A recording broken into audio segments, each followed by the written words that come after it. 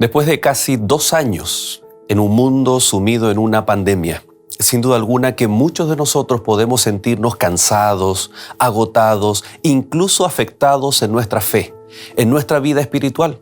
Pero ¿sabías que hay un libro en la Biblia, hay una carta que está dirigida a un grupo de cristianos que estaban padeciendo no solo lo mismo, sino incluso cosas aún peores? ¿De qué forma este mensaje también puede ser real y vivo, un llamado para cada uno de nosotros en nuestros días? Estamos iniciando una nueva temporada aquí en Lecciones de la Biblia y vamos a estar estudiando la carta a los Hebreos. Así que te invito a que te puedas quedar en esta nueva temporada, especialmente en este primer capítulo de Lecciones de la Biblia.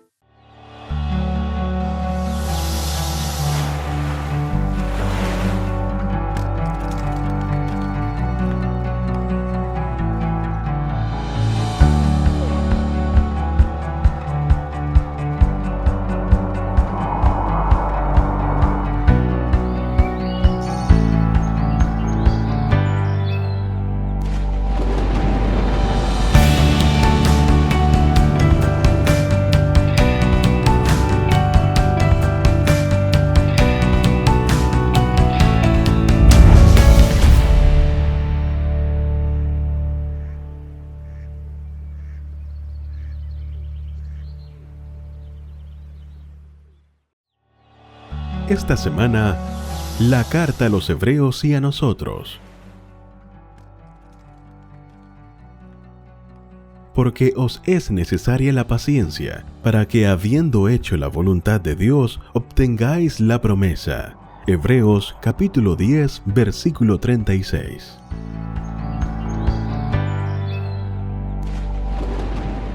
¿Cómo están, queridos amigos? Un gusto de saludarles y darles la bienvenida a esta nueva temporada. Como usted ya habrá escuchado, vamos a estudiar el mensaje que Dios tiene en estos postreros días, un mensaje a través de la carta a los Hebreos. La verdad que estos últimos estudios que hemos tenido en cada temporada son mensajes que se aplican de forma muy especial para el tiempo en el cual estamos viviendo. Como usted sabe, han sido ya casi 2 años, que no ha sido fácil, pero no obstante nos hemos aferrado a las promesas de Dios y de aquellos mensajes que recobran un sentido especial, una aplicación bíblica para el tiempo en el cual tú y yo estamos viviendo. Así que queremos darte la bienvenida, que puedas continuar escribiéndonos a través del correo electrónico que está apareciendo aquí en pantalla y por supuesto si tú nos sintonizas a través de las plataformas digitales, a través de las redes sociales, que nos dejes tu mensaje, que nos dejes tus saludos. Hemos estado leyendo no solamente los saludos de muchos amigos que nos sintonizan alrededor de todo el mundo, sino también aquellos pedidos de oración, en donde estamos registrándolos, estamos orando por cada una de las situaciones, algunos orando por sus familias, por situaciones de salud, de enfermedad, y sin duda alguna que eso también nos ayuda a seguir creciendo como familia, Nuevo Tiempo, que estamos muy contentos que tú puedas pertenecer. Y por supuesto también le queremos dar la bienvenida a nuestro invitado que nos va a acompañar estas 3 lecciones en esta nueva temporada. Tengo el gusto de presentar al pastor Pablo Millanao. Pastor, bienvenido. Muchas gracias por aceptar el desafío de acompañarnos toda esta temporada. Sí, muchas gracias, Pastor Joel, y a todo el equipo acá en Nuevo Tiempo. Gracias también y será un gusto acompañarlos, queridos amigos, ahí en sus hogares. Hace un tiempo ya habíamos estado tal vez en estos estudios, algunas cosas han cambiado, pero el foco del por qué estamos aquí, eso no cambia. Ir a la palabra de Dios y ver que Él nos hable, ¿no es cierto?, a cada uno. Pastor, vamos a estar conociéndolo a través, ¿no?, de los primeros capítulos, pero desde ya cuéntenos dónde usted se desempeña, cuál es su área de trabajo en el área ministerial como pastor, ¿no? Sí, bueno, estamos acá trabajando en la Universidad Adventista de Chile. Nos desempeñamos en la Facultad de Teología. Ahí estamos acompañando la formación junto a varios otros colegas de los futuros ministros, jóvenes que han sentido esa vocación, ese deseo de prepararse para el ministerio. Y estamos felices aquí con la familia. Estamos ahí con 3 niñitas que Dios nos ha dado la bendición de tener junto a mi esposa.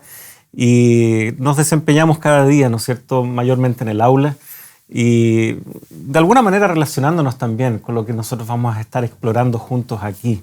Qué dice el texto, cómo aplicarlo al día a día, cómo aplicarlo también a los desafíos de la iglesia, y que de hecho es el gran elemento que se va a estar repitiendo, creo yo, en muchas de estas lecciones. Es interesante cómo se va aplicando el texto, ¿no? Estuvimos estudiando Deuteronomio, Isaías, etcétera, y cómo aquellos escritos bíblicos van tomando una relevancia, una aplicación, un sentido, especialmente por el tiempo en el cual estamos viviendo, ¿no? Pastor, junto con ser profesor de teología, también es alumno, ¿no? Sí, bueno, estamos cursando, ¿no es cierto?, un plan de doctorado.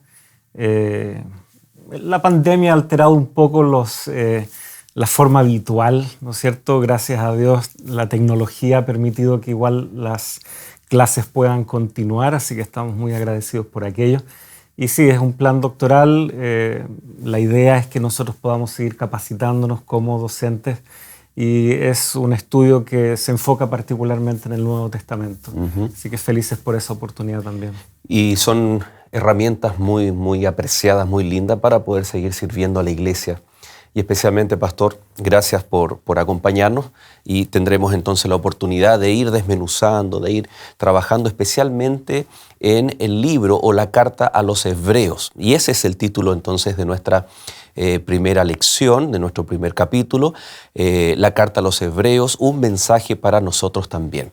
Así que queremos invitarte para que allí donde estés puedas tener tu Biblia y especialmente abrirla en el libro de los Hebreos, y nosotros también al iniciar queremos orar a nuestro Dios.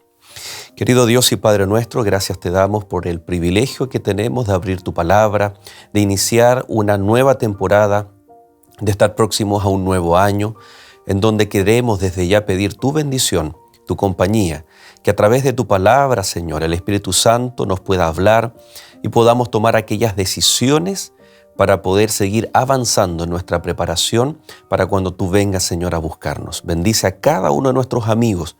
Está atento, Señor, a aquellos pedidos que simbólicamente se escriben en un correo electrónico, en unos comentarios, para que tú, Señor, puedas estar atento y como señal de fe puedas atenderlos y puedas suplir cada una de aquellas necesidades. Te damos gracias y rogamos tu compañía en el nombre de Jesús. Amén, Señor. Muy bien, Pastor. Tenemos hartas preguntas, hartas inquietudes con respecto al libro, carta a los Hebreos. La carta a los Hebreos y a nosotros, ¿no? Es un mensaje que está vigente como toda la palabra de Dios. Vamos a ir viendo en este capítulo introductorio varias singularidades o particularidades que tiene la carta a los Hebreos. Alguien puede decir incluso es tan distinta a las otras cartas que no está como claro definido aparentemente quién es el autor. Primera pregunta, ¿es una carta? ¿Es un tratado? ¿Es una investigación? Así como los otros géneros literarios que podemos encontrar en el Nuevo Testamento. ¿Qué es la carta a los Hebreos? Sí, la verdad es que en nuestra lección figura como carta. Sin embargo, rápidamente esta es una de las primeras cosas que se aborda en el propio texto, ahí en el capítulo 13, versículo 22. Os ruego, hermanos, que soportéis la palabra de exhortación. Esta propia expresión da a entender más bien lo que algunos quisieran más bien denominar un sermón, ¿ya?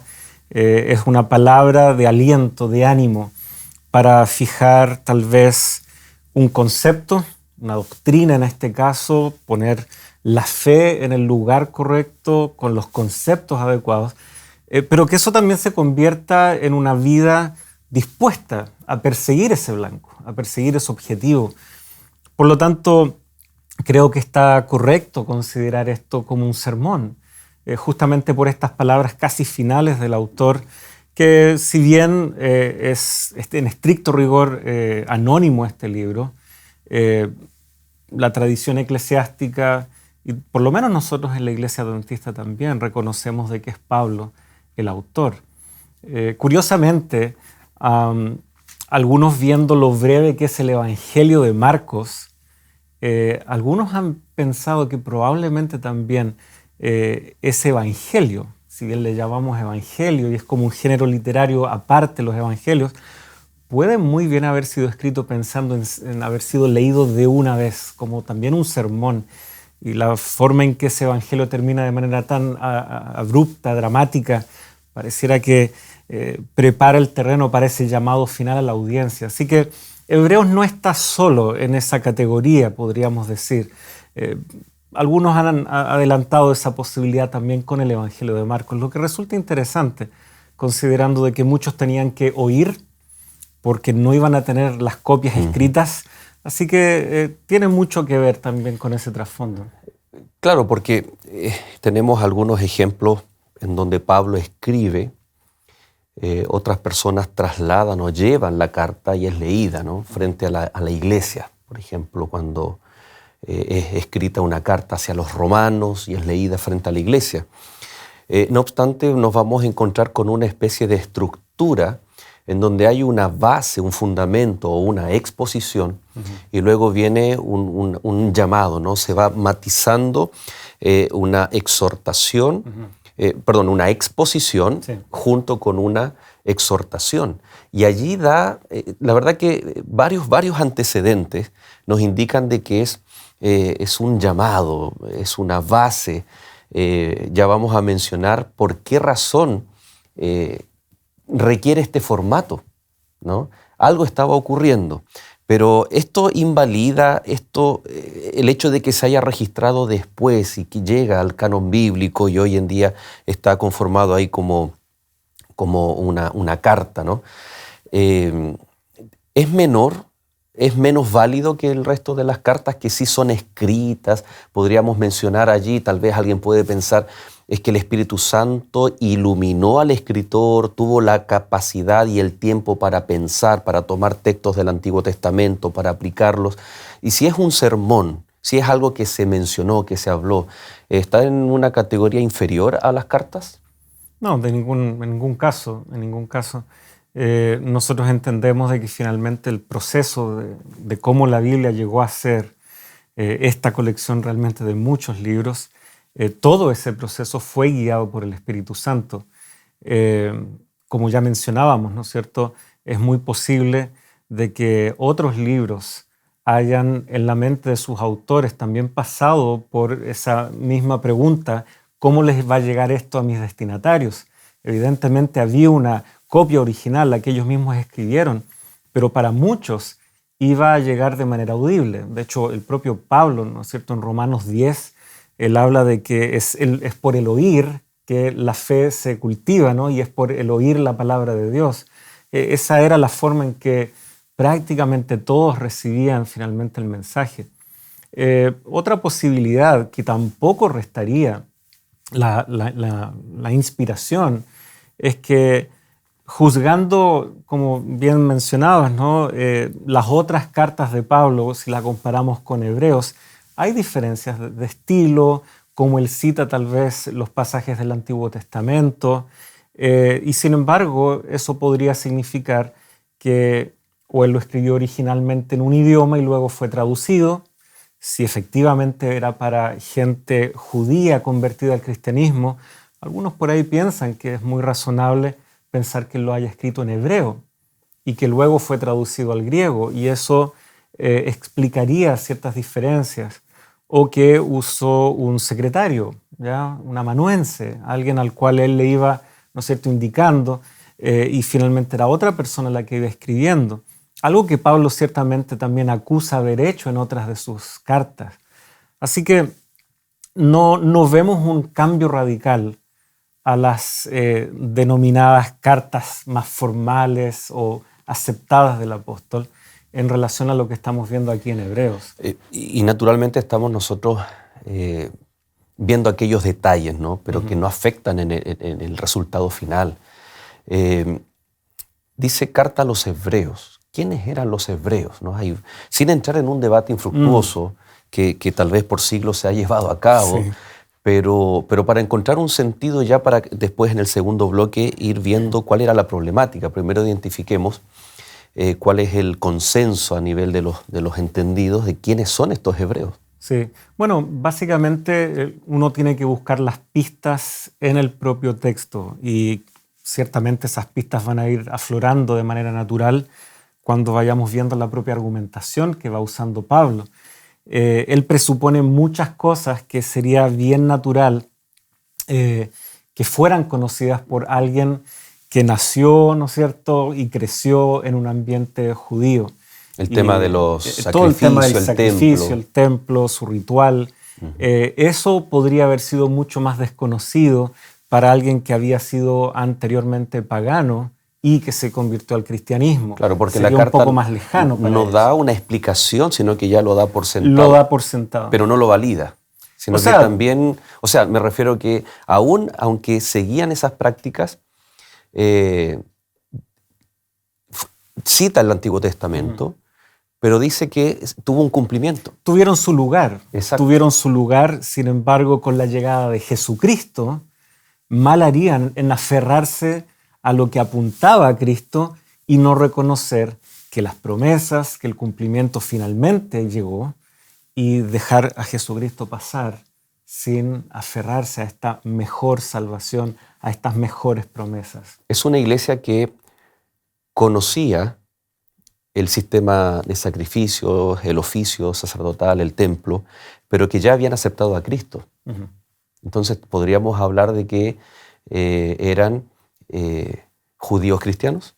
Es mayormente el consenso, ya que esa era la pregunta, y de hecho, si nosotros vemos el libro de Hechos de los Apóstoles, vamos viendo que efectivamente los primeros cristianos, partiendo por los discípulos de Jesús, eran justamente del pueblo judío, que se convierten al cristianismo porque ven en Jesucristo el cumplimiento profético, ven sus obras, ven su accionar, ven su muerte en la cruz, ven que el Padre, ¿no es cierto?, lo vindica, ¿no es cierto?, en la resurrección, lo ven ascender.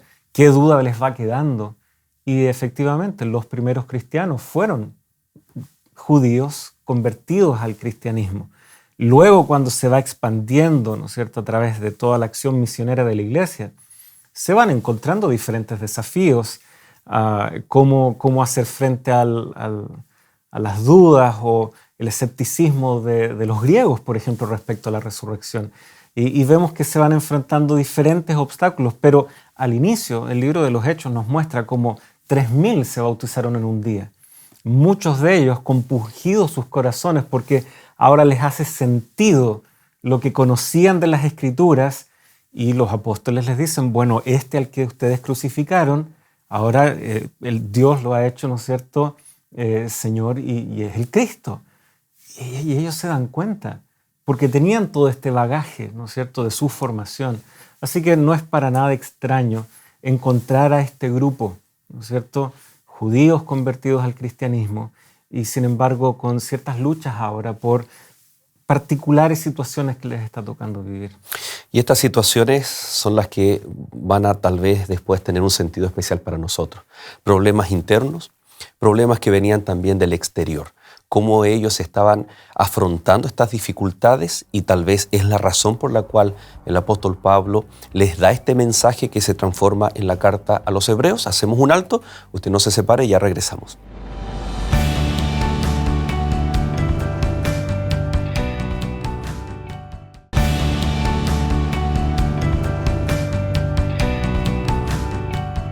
Y ya estamos de regreso, recordándole a cada uno de ustedes que puede estar allí en sintonía. Si se perdió el bloque anterior, no se preocupe. Si usted nos sintoniza a través de Canal Nuevo Tiempo, el canal de Esperanza, puede entrar ahí en la internet, al canal de YouTube Nuevo Tiempo Chile, y va a encontrar este capítulo, los próximos. Usted los puede compartir, comentar, especialmente allí a través de las redes sociales. Pastor Pablo, encontramos entonces que una carta que fue en su origen un sermón con exposiciones, exhortaciones, pero el capítulo 10 nos da algunas pistas, nos da algunas señas de qué estaba ocurriendo con la iglesia en aquella época. El verso 32 del capítulo 10 dice: «Pero traed a la memoria los días pasados, en los cuales después de haber sido iluminados, sostuvisteis un fuerte y doloroso combate. Por una parte, ciertamente, con vituperios y tribulaciones fuisteis hecho espectáculo, y por otra llegasteis a ser compañeros de los que estaban en situación semejante».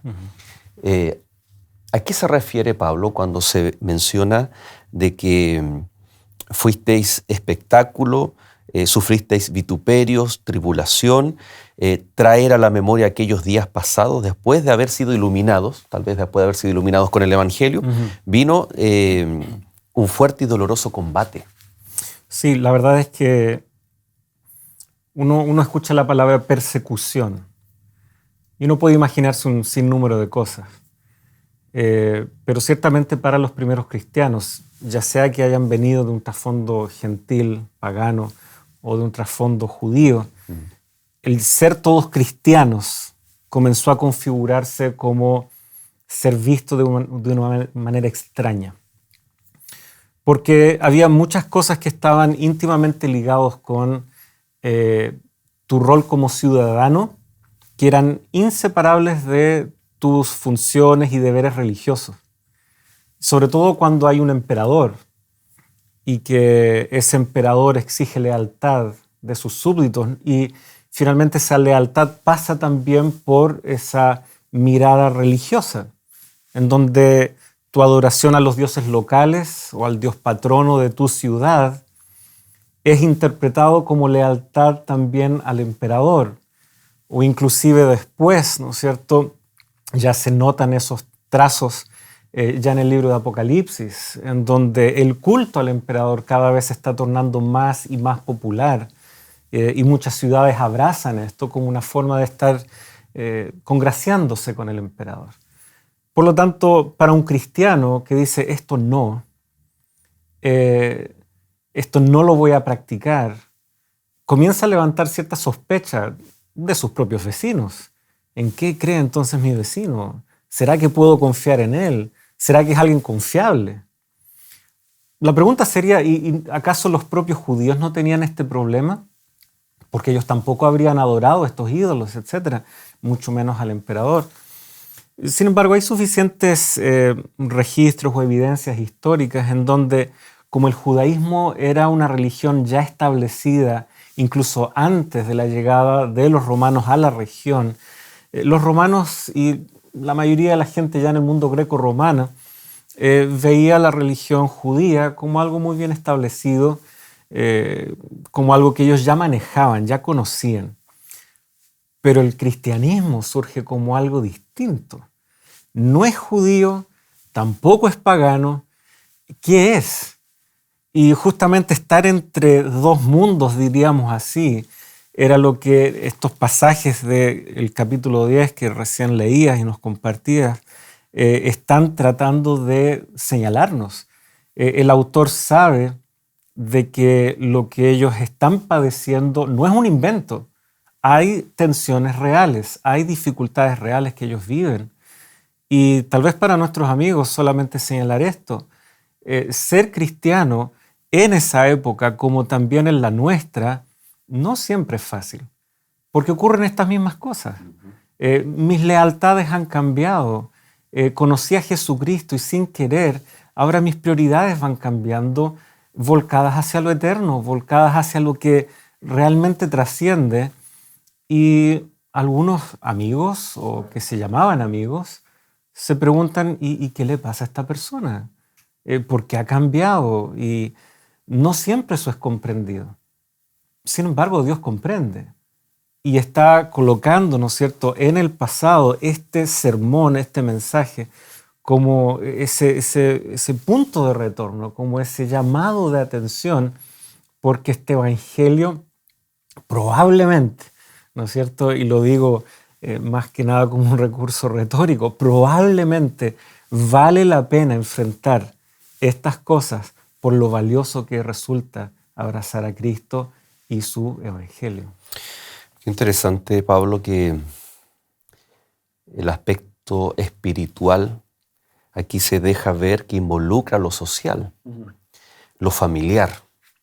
Y una de las cosas que el cristiano tiene que considerar es que cuando somos fieles a los principios, a los valores que la Biblia nos entrega, a la voluntad de Dios, no necesariamente va a ser una postura popular, una postura que socialmente sea la moda o aceptable. Hoy en día, en donde en muchos países se están tomando leyes en favor de cosas que están contrarias a la palabra de Dios, el cristiano tiene que tener este equilibrio, ¿no? Al César lo que es del César, siempre con una postura de respetar las leyes humanas, de ser buenos ciudadanos, pero ¿hasta qué punto, no? Y aquí nosotros vemos que ellos estaban, tal como tú lo planteabas, con un conflicto, por ejemplo, interno. Si hablamos de un conflicto interno, esto de, si bien en el Concilio de Jerusalén queda establecido que la salvación es por la fe, aún seguían algunos judíos cristianos practicando, y de hecho le pasa al apóstol Pablo cuando él regresa a Jerusalén, y habían unos varones ahí que estaban terminando su periodo de nazareato y tenían que hacer un sacrificio, y se le invita, y Pablo accede. Entonces existía esta práctica, habían ahí tensiones internas, pero las externas son las que tú mencionas, ¿no? Incluso hasta lo que muchas veces duele. Y hemos visto que muchos de nuestros amigos que nos sintonizan, nos escriben, sus pedidos de oración son por conversión de su familia. Y familia que muchas veces se puede transformar en personas que nos atacan. Pero ¿por qué tú vas a la iglesia? Si mira, tenemos esta celebración familiar el día sábado y tú eres fanático, ¿y por qué? ¿Y por qué no comes esto? ¿Y por qué tú haces esto otro? Imagínate desde lo más íntimo que es nuestra propia familia hasta la ciudadanía, la opinión pública. Va a llegar un momento, Pablo, hablando ahora en la actualidad, de que esto se va a intensificar y va a ser clave en el rol del cristiano en el tiempo final, clave en su vida espiritual, en la fidelidad ante Dios. Sí, bueno, el propio apóstol en el capítulo 12, no vamos a entrar ahí aún, pero él les da a entender que todavía no les ha tocado padecer hasta la sangre, dice. Ellos ya están padeciendo, pero esto puede escalar.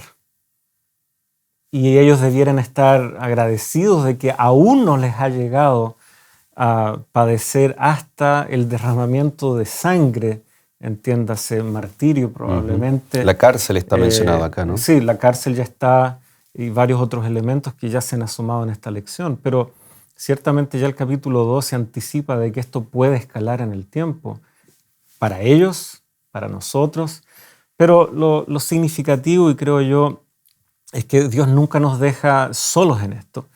Si retrocedemos al capítulo 2 y vemos cómo todo esto comenzó para ellos, cómo es que el Evangelio les llegó, nosotros vemos que les fue anunciado, dice verso 3, Hebreos 2:3, este Evangelio les fue anunciado primeramente por el Señor y fue confirmado por los que oyeron, testificando Dios juntamente con ellos. Y me encanta esto, que lo que Jesucristo predicó, lo que Él enseñó respecto al reino de Dios, fue también ahora confirmado por los primeros que oyeron este mensaje.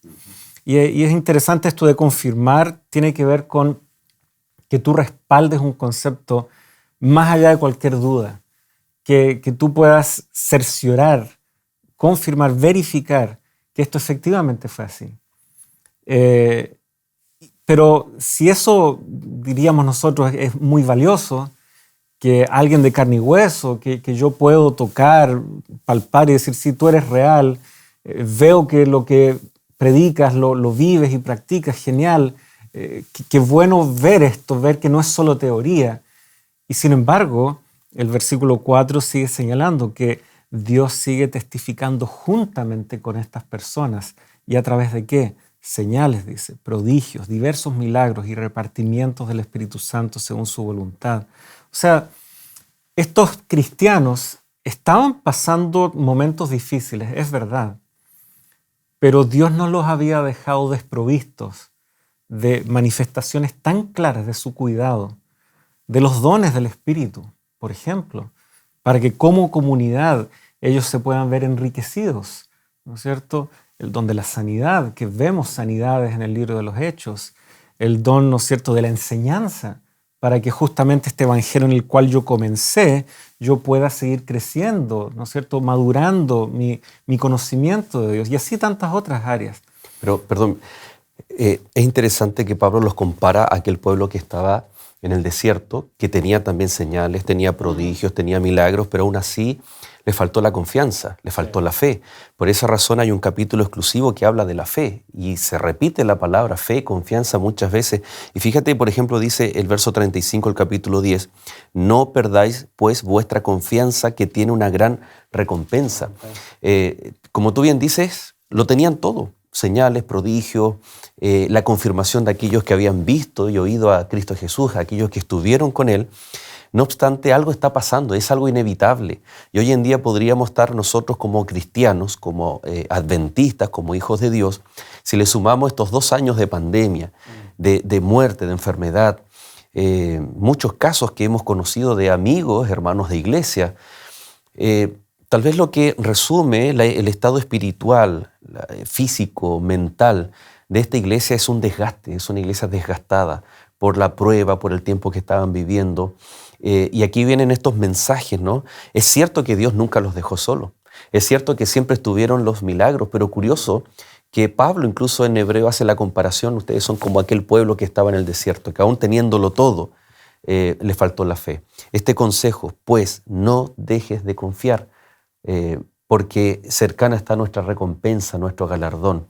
¿De qué forma el desgaste emocional, el desgaste físico, el desgaste espiritual nos hace perder? Hay un capítulo, ahí el capítulo 12, ¿no? Puesto los ojos en Jesús. O sea, son llamados y evidencian lo que estaba careciendo el pueblo. Podemos nosotros tener todo, la Biblia, conceptos del tiempo profético, el tiempo final, el rol de la iglesia remanente, todo clarito. Pero aún así estamos dejando de ver y de confiar. Bueno, de hecho, el libro o la carta o el sermón a los hebreos es un claro testimonio de que eso puede ocurrir. ¿Ya? Hay una frase, ¿no es cierto?, en la lección, tal vez lo resume muy bien: pelearon la buena batalla y salieron victoriosos, pero también cansados. O sea, ellos habían vencido. ¿En qué sentido? Que habiendo sido iluminados por el Evangelio, ellos aceptaron este Evangelio y se bautizaron. Y de hecho, iluminados, algunos léxicos, algunos diccionarios lo toman como una expresión un tanto metafórica del bautismo cristiano. Interesante eso.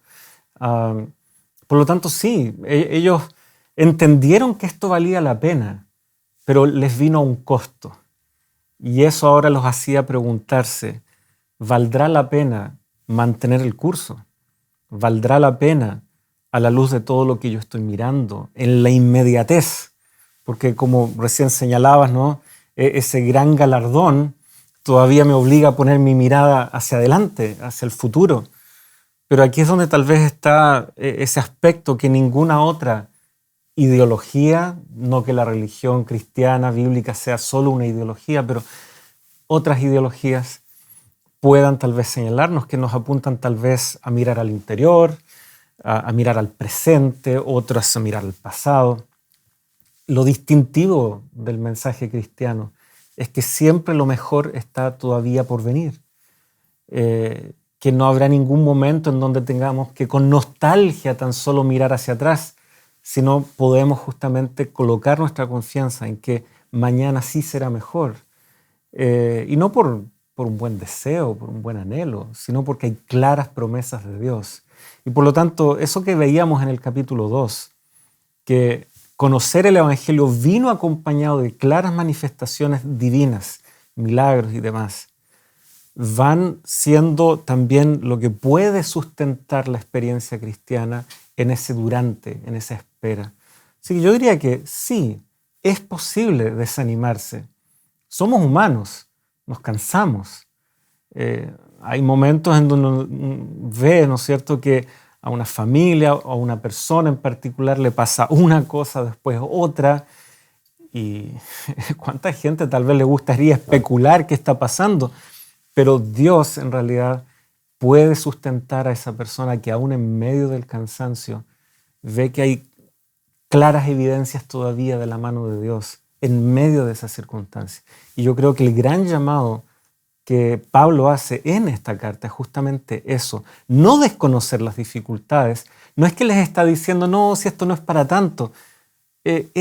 Lo era. Él veía una iglesia afectada, pero él les muestra y los quiere señalar a que pueden todavía ver a Dios en medio de esto. Y si bien vamos a dedicar una lección entera para ver cuál es la solución o la amonestación para lo que está viviendo la iglesia, y que tiene que ver con Cristo, por supuesto. Es una forma extraordinaria cómo presenta a Cristo su ministerio en el santuario celestial. No obstante, este problema, Pablo, va afectando también la vida práctica del cristiano, sus hábitos. Estoy pensando en aquel texto que dice en Hebreos, no dejando de congregarse como algunos ya han adoptado. Es decir, las dificultades de la vida, del entorno, que me llevan a un conflicto espiritual, un conflicto tal vez social, familiar, etcétera, me lleva a desanimarme, y el desánimo me lleva, o sea, las pruebas me debieran llevar a Cristo, pero resulta que aquí me separan de Cristo y afectan los hábitos, ¿no? Y ahí vamos a estar un poquito en su debido momento, vamos a estar estudiando, pero qué interesante, queridos amigos, de qué forma la iglesia a la cual este sermón es dirigido estaba viviendo por momentos que probablemente tú y yo hoy estemos viviendo. Y sentimos desánimo tal vez, pérdida de confianza. Hemos dejado de mirar allí nuestra recompensa, nuestro galardón. Pero bueno, vamos a ver entonces en nuestro último bloque de qué forma comienzan los consejos y Pablo comienza a hablarle a esta iglesia que pasaba por momentos difíciles, pero que sin duda alguna hay una solución para ellos y también para nosotros. Ya regresamos.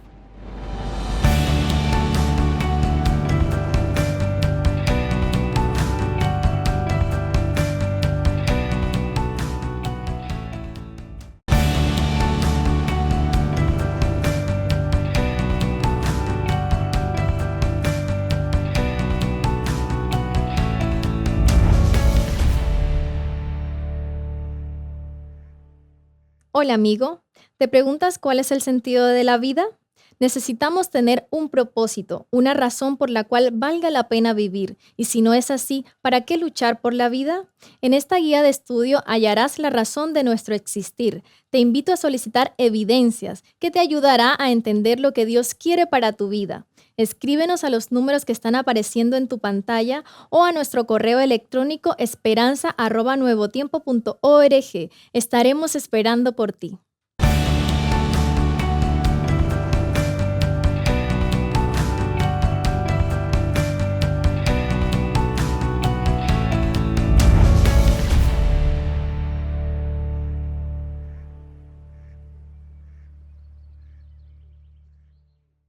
Queremos agradecer a cada uno de ustedes por estar en compañía de Lecciones de la Biblia, especialmente a nuestros amigos que han entrado en contacto. Estamos leyendo cada uno de sus mensajes. Tenemos muchos mensajes de nuestros amigos que nos ven desde México, también amigos desde Argentina, y en los postreros capítulos vamos a estar hablando acerca, o vamos a estar comentando, queremos mencionarlos a cada uno de ustedes. Sus saludos, especialmente también en esta temporada, pueden escribirle allí a nuestro pastor Pablo, alguna duda, alguna inquietud. Todo el equipo Nuevo Tiempo, la producción, está seleccionando los mensajes para ver de qué forma, de acuerdo a la temática, ¿no?, de Hebreos, podemos también ir resolviendo. Muchas veces somos enemigos, o el tiempo es nuestro enemigo, de poder abarcar muchas más áreas, muchas más temáticas, pero estamos resaltando algunos énfasis de la lección que en todas las iglesias adventistas del séptimo día estamos estudiando esta temática. Si usted quiere profundizar, acérquese en la medida de los protocolos sanitarios, si aún están vigentes en su ciudad, en su país, acérquese a una iglesia adventista. Puede, por ejemplo, buscarnos en www.encuentreunaiglesia.com. Y allí puede poner su dirección y le va a aparecer la iglesia adventista más cercana a su casa, a su domicilio o a su lugar de trabajo.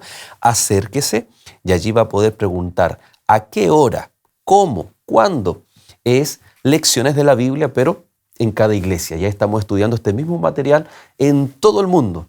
Así que qué importante es tener esta unidad, y nosotros lo que hacemos es enfatizar algunos puntos principales. Pastor Pablo, el apóstol, lo dice, llama la atención, ¿no? Estoy recordándome allí en Tesalonicenses capítulo 4, ¿no? Él habla los que han muerto, los que han dormido en el Señor, y nosotros los que hayamos o los que estemos vivos.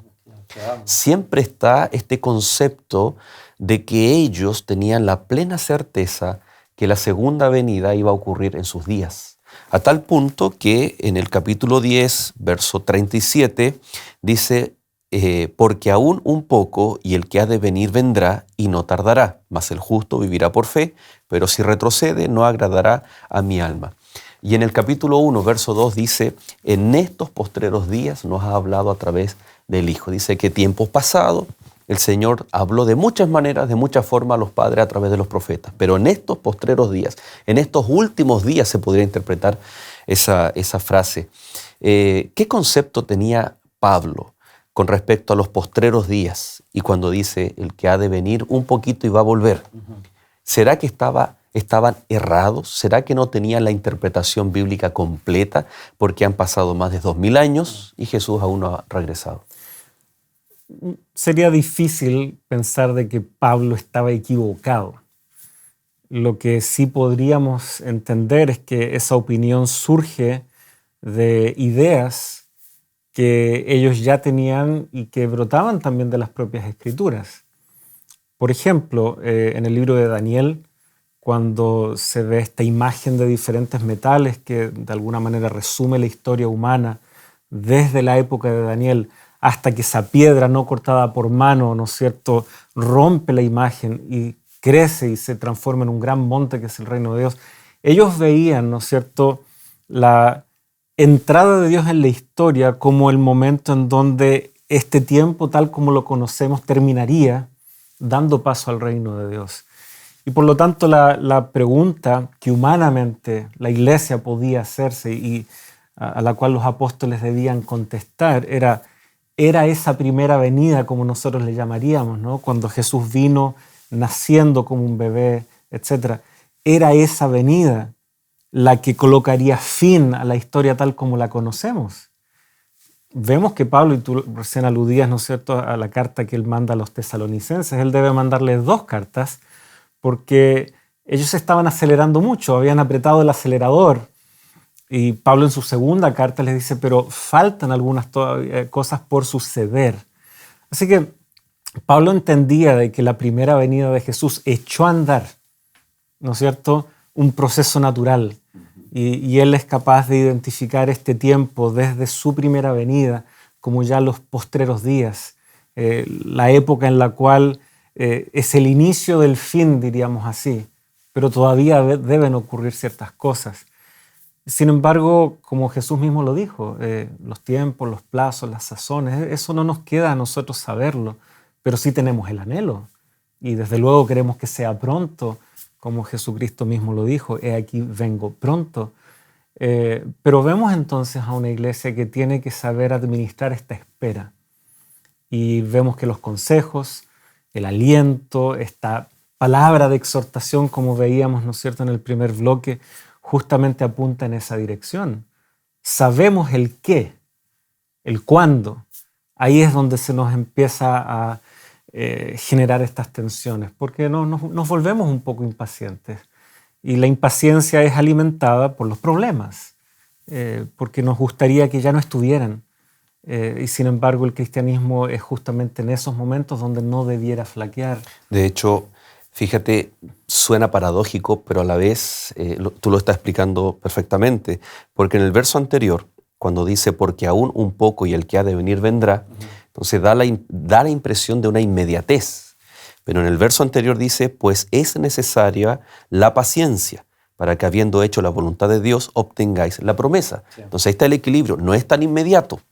Hay procesos de tiempo. Paciencia entendiéndose no como esa paciencia de voy a sentarme a esperar, ¿no? Es esa perseverancia, es ese permanecer firme.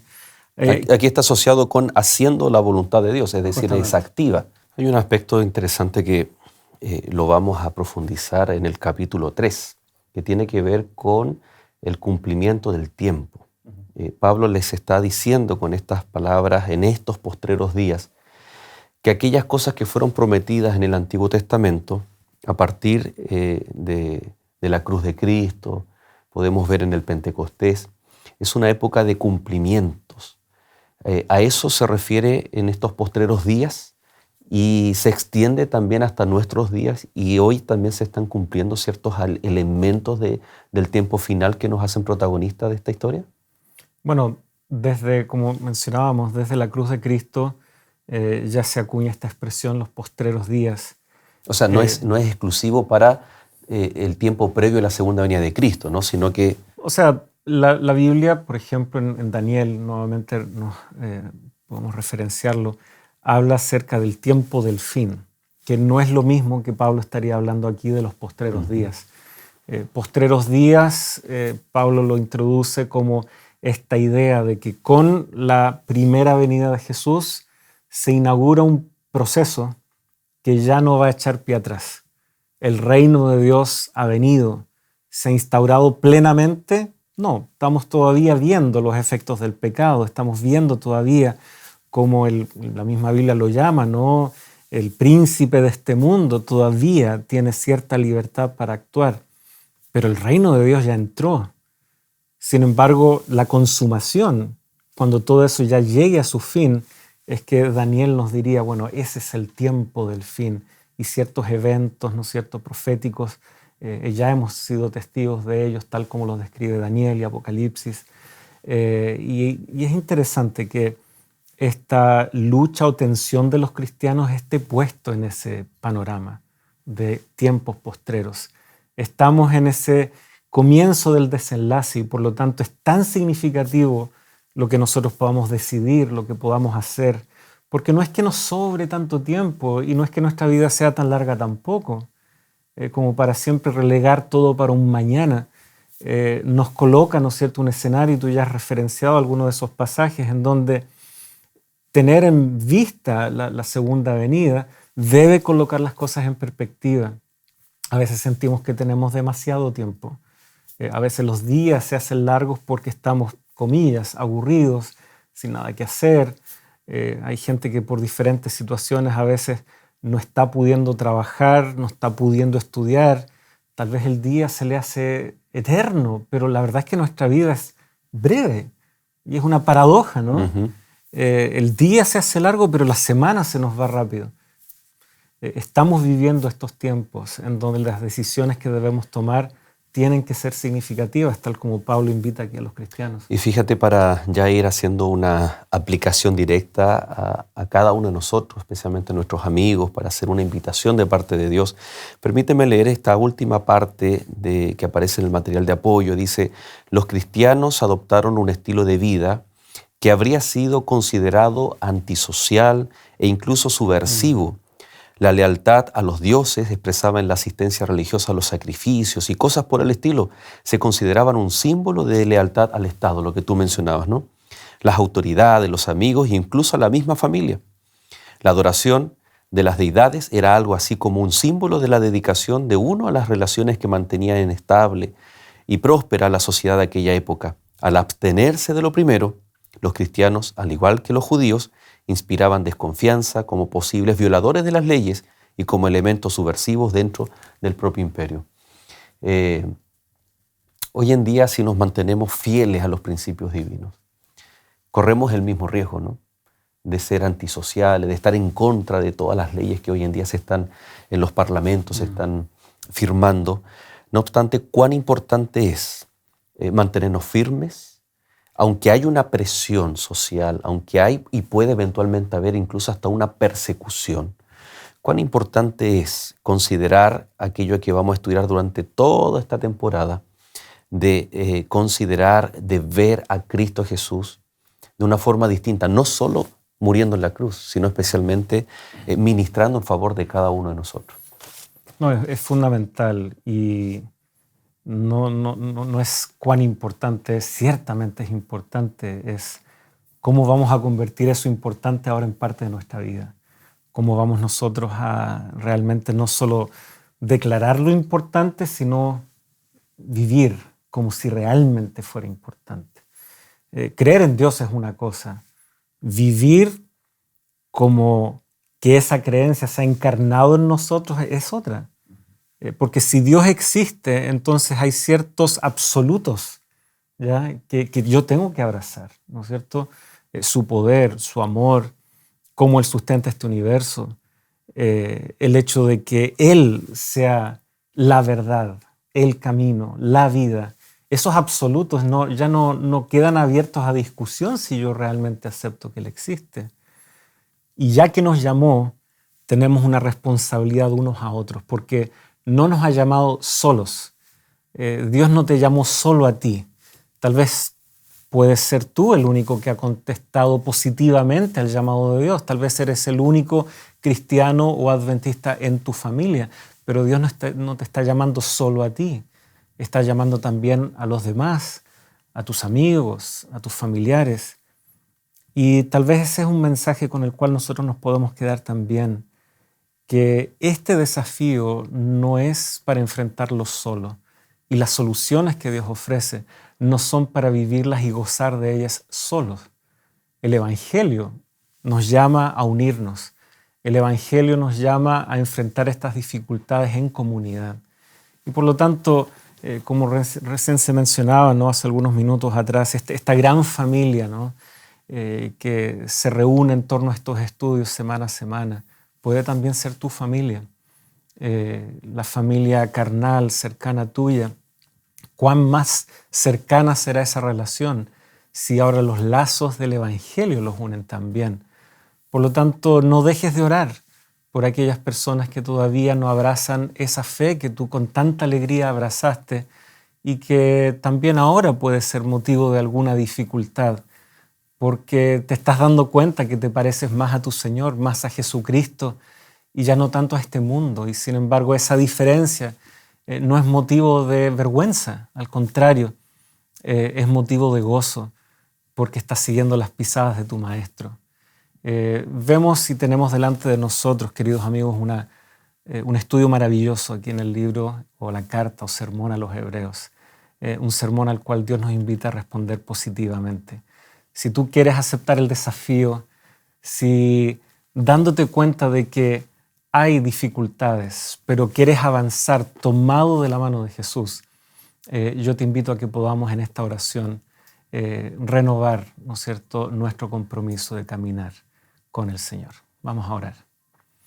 Señor, queremos darte las gracias porque en tu gran amor tú nos das mensajes que son tan pertinentes, porque no niegan el entorno, la realidad en la cual estamos, sino que realmente son una clara radiografía de lo que nos pasa, del escenario donde nos toca vivir.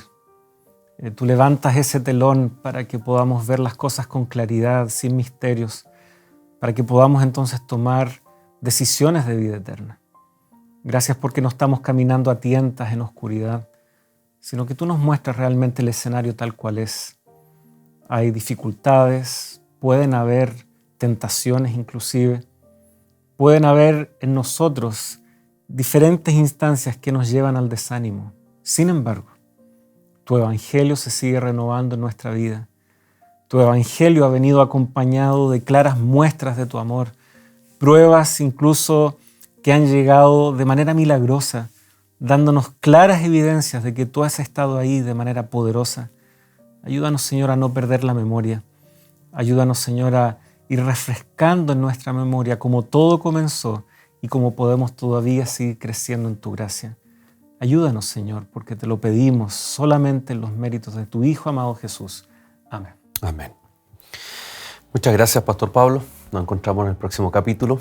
Y de la misma forma, cada uno de ustedes, queridos amigos, gracias por acompañarnos en este capítulo, en esta nueva temporada, y nos volvemos a reencontrar la próxima semana en Lecciones de la Biblia. Que Dios te bendiga.